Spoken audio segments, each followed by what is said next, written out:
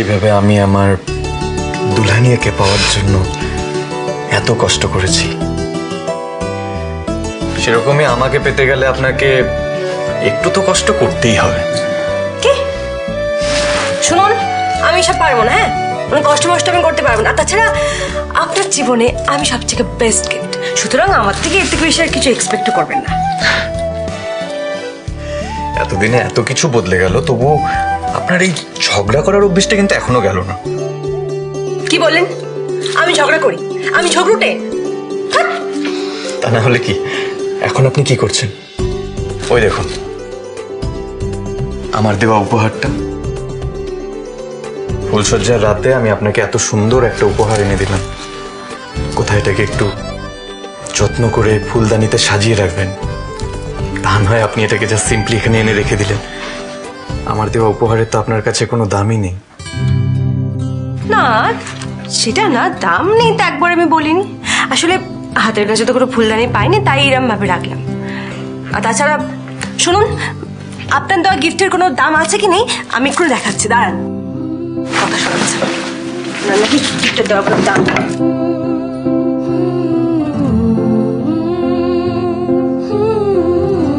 এই যে আপনার দেওয়া গ্রিটিংস কার্ড, আপনার হাতে লিখে দেওয়া চিঠি, আর এই স্যার চকলেটের র্যাপারটাও, এটা আমি যত্ন করে রেখে দিয়েছি চকলেটটাকে, তাও বলছে দাম নেই। কথা শোনাচ্ছে। তুমি আমাকে যা যা জুয়েলারিস গিফট করেছো সবকটাকে আমি খুব খুব যত্ন করে সামলে রেখেছি অনি। শুধু ডায়মন্ড নেকলেস আর জুয়েলারিস গুলোকেই সামনে রেখেছো, আর আমার দেওয়া টেডিস কার্ডস সেগুলো সামনে রাখোনি? হ্যাঁ রেখেছি তো, ঘরেই আছে কোথাও নিশ্চয়ই। আমি জানি মিস চক্রবর্তী, আপনার কাছে এই ছোট ছোট জিনিসগুলো কতটা ইম্পর্ট্যান্ট।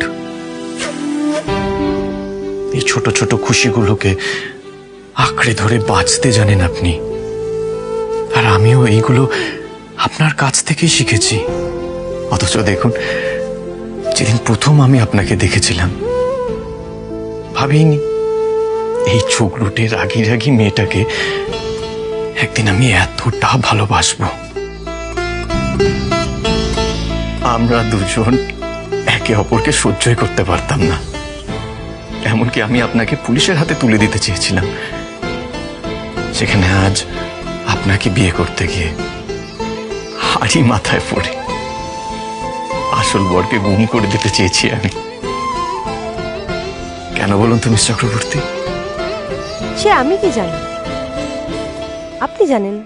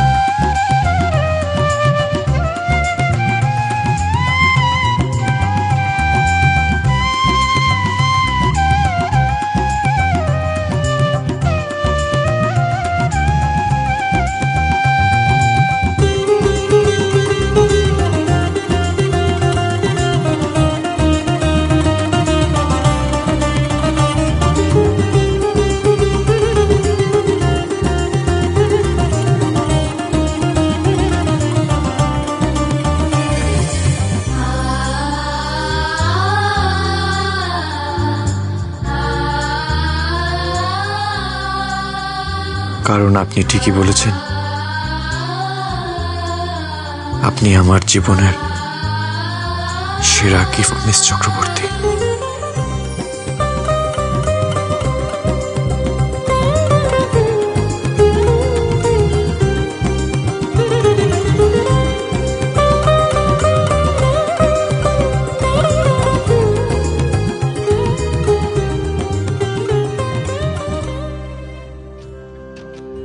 মিস চক্রবর্তী নয়, মিসেস রয় চৌধুরী।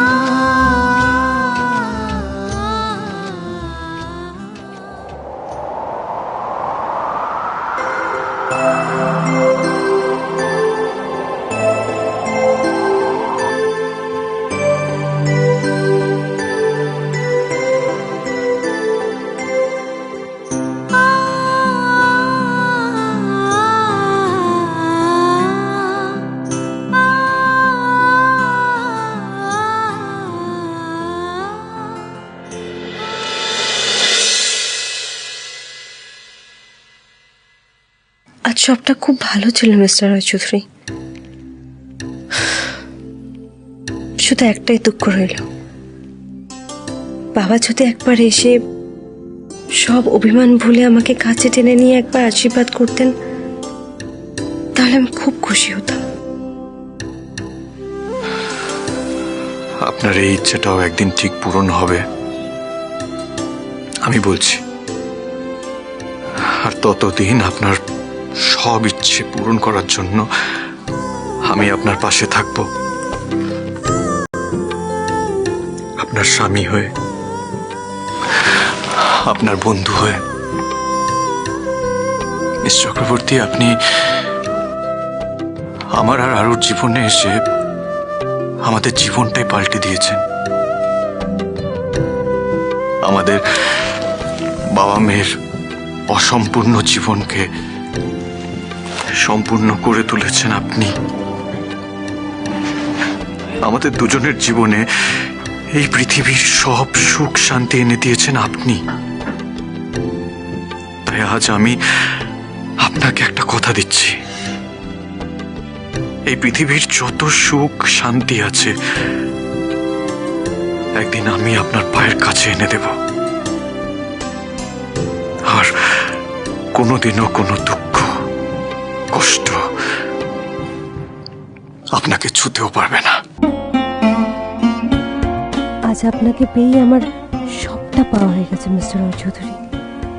এবার আপনার স্ত্রীর অধিকারে, আরও মা হওয়ার অধিকারে, পৃথিবীর সমস্ত বাধা বিপদের বিরুদ্ধে ঢাল হয়ে দাঁড়াবো আমি। কারোর ক্ষমতা হবে না আমার স্বামী, আমার সন্তান, আমার পরিবারের গায়ে একটা আঁচড়ও ফেলে।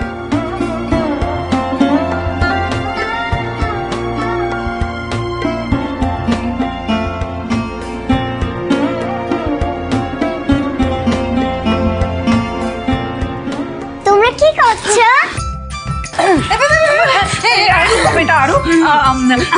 মাম্মা আর পাপাই দুজনে একেলে একেলে ঘুমোবে। চলো চলো চলো চলো। আমি পাপাই আর মাম্মামের মাঝখানে শোবো। মাঝখানে সবাই জায়গা নেই মা। चलो हाँ चलो चलो बहुत रात हो चुकी है, नींद करते হবে তো, জলদি চলো জলদি চলো। অল দ্য বেস্ট পাপাই আর মাম্মা, ফুলসজ্জার গেমটা ভালো করে খেলো। চলো জলদি চলো।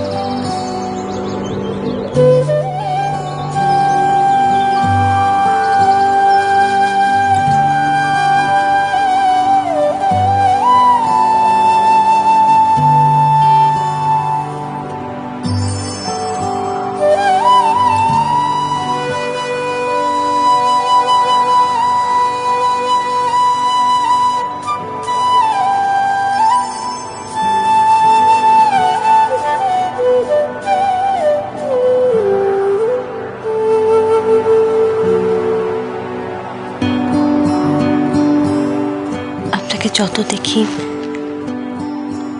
তত আরো বেশি ভালোবেসে ফেলছি মিস্টার রয় চৌধুরী। এর আগে আপনাকে কতবার ছেড়ে যাওয়ার কথা বলেছি, কিন্তু এখন মনে হচ্ছে আপনাকে ছাড়া এক মুহূর্ত থাকতে পারবো না। নিজের স্বামীকে এখনো মিস্টার রয় চৌধুরী বলে ডাকবেন? এ কি, আপনি জেগে আছেন? তাহলে উঠে পড়ুন। জেগেও আছি আর আপনার সব কথা শুনতেও পাচ্ছি। ভারী দুষ্টু তো আপনি, এভাবে জেগে জেগে ঘুমাচ্ছেন। হ্যাঁ, তো ঘুম যখন ভেঙে গেছে তাহলে উঠে পড়ুন। উঠতেই পারতাম, কিন্তু উঠে পড়লে যে সকাল সকাল মাথায় বউয়ের হাতের ছোঁয়াটা পেতাম না, আর মিষ্টি মিষ্টি কথাগুলোও শুনতে পেতাম না, সবটাই মিস করে যেতাম। বাবুর আহ্লাদের আর সীমা নেই। হ্যাঁ, অফিসে যাবেন না? আচ্ছা আমি নিচে যাই। হ্যাঁ, সবাই ওয়েট করছে বোধহয়।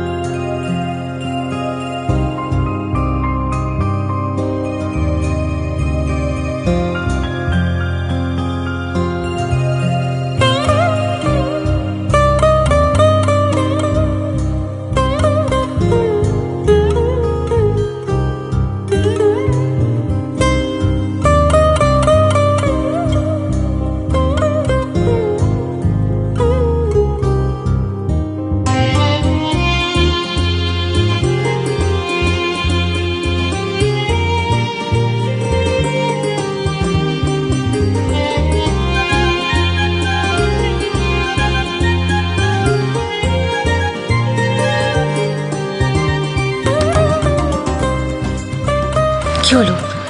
ছাড়ুন, নিচে যেতে হবে তো।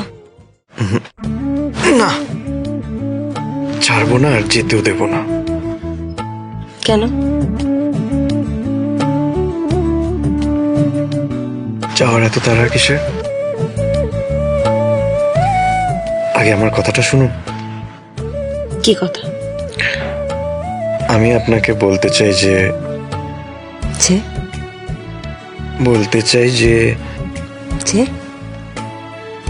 আজকে আমি কফিটা একটু লেট করে খাবো আর একটু ঘুমোবো। ফাজলামো হচ্ছে না? তবে আজ কিন্তু আরো একটা জিনিস জানতে পারলাম। কি?